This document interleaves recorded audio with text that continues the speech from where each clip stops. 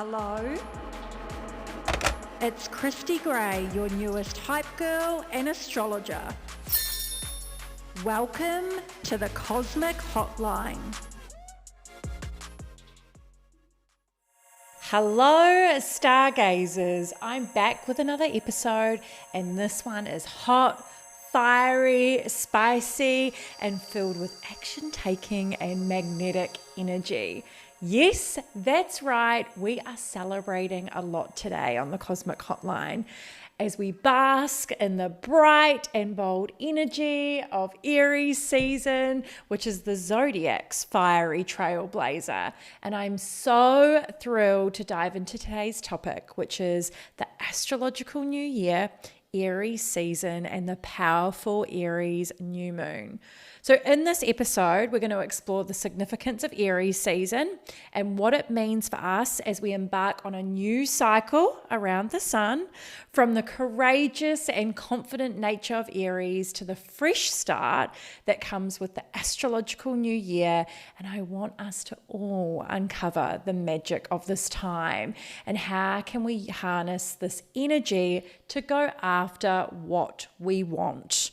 So grab your favorite crystal, light a candle, and settle in as we explore the astrological wonders of Aries season. When Aries season begins, it's also the beginning of the zodiac calendar and the start of a new cycle, which you may have heard me mention before. It's a brand new astrological year. So if you've had a softer start to 2023, guess what, babes? You are right on time from a cosmic perspective, because this cosmic event is significant because it's essentially setting the tone for the upcoming year, and it influences the energies that will shape our lives. In other words, it's a time for exciting opportunities, boldness, courage, and a little bit of impulsive action. But why is Aries so important in the world of astrology, you might be thinking? Well, it's because Aries is the first sign of the zodiac. It symbolizes new beginnings and fresh starts. It's a time to embrace your inner warrior, to set intentions, to take risks with full force of passionate spirit. It's the season to ignite a fire within you and use this energy to inspire you to blaze your own trail. I really wish you could see me right now because I'm getting fired up just talking about this. Here's a few things you might like to know about Aries.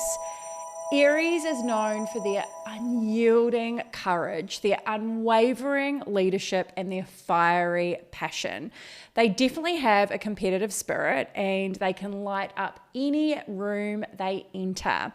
And if you're an Aries, you know that you have a relentless drive that propels you forward no matter what obstacle you face. But I want to be real with you. And if you subscribe to my monthly email called Astrodose, I talk a little bit about how Aries sometimes lacks confidence, but Aries still has the courage to jump in with 2 feet. And we all can take that lesson away from Aries. Now, let's talk compatibility.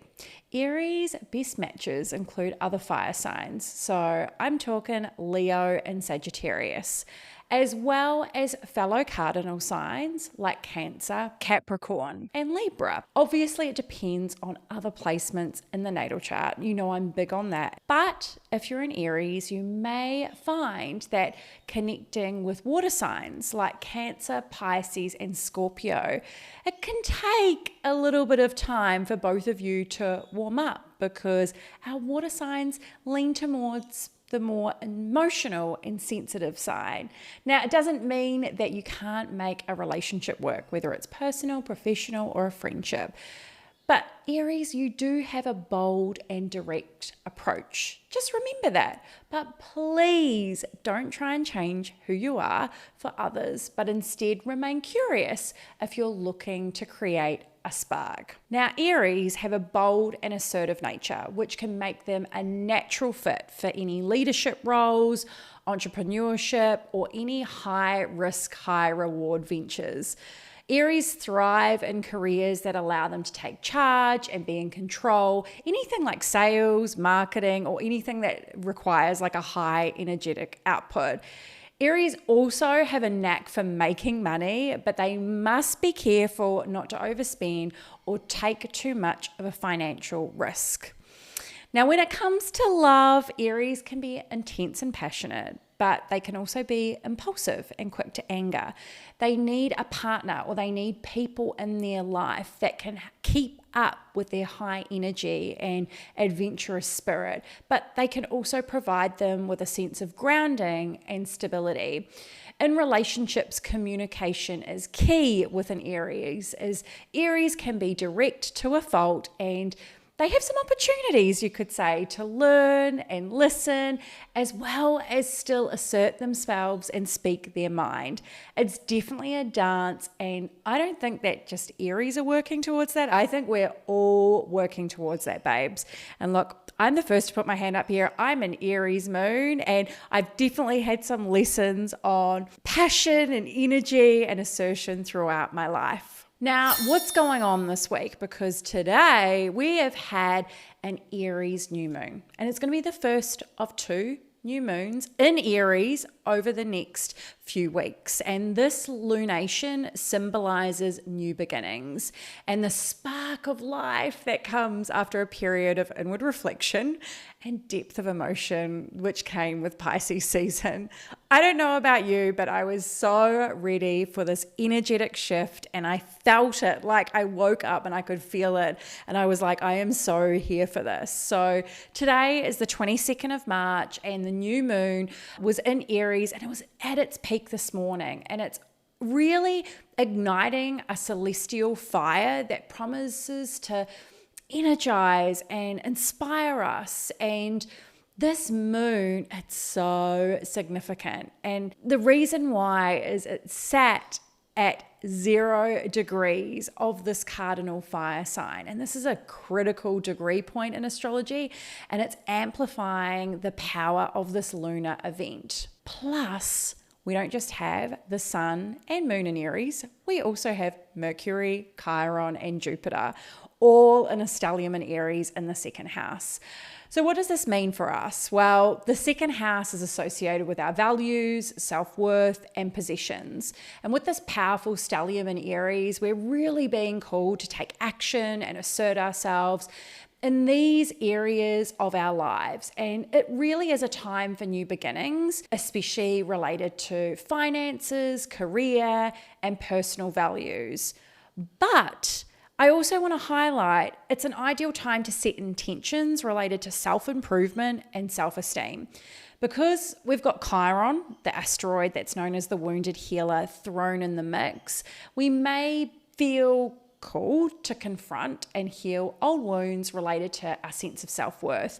So really use this time, or take some time this week to reflect on how you can cultivate a greater sense of self-love and self-acceptance moving into this astrological new year. Now, we can't forget the planet Jupiter. And look, let's be real, I actually do love the planet Jupiter. I just love having a little bit of tongue-in-cheek when it comes to this planet, especially, you'll know what I'm talking about if you listen to my bonus episode from this week.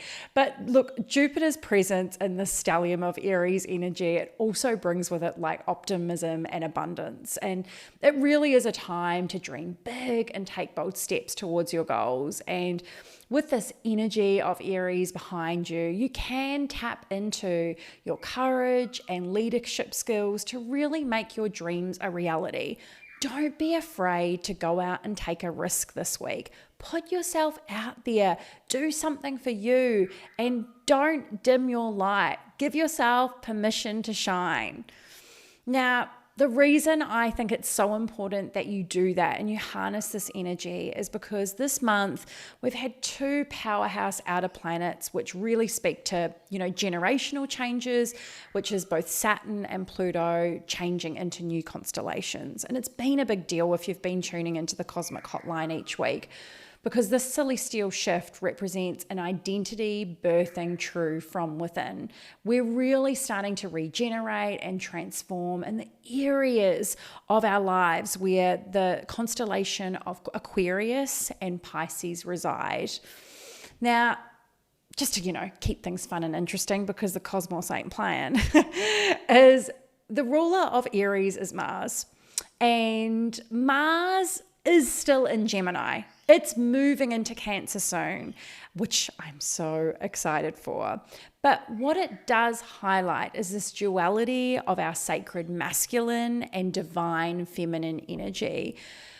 There's an opportunity this week to reflect on our thought processes, communication styles, who we relate to, whether it's friends or networking colleagues or anyone in our immediate circle, and confront the shadow self or any self-dialogue or mental processes that may be holding us back. In essence, the new moon in Aries this week is a time for new beginnings.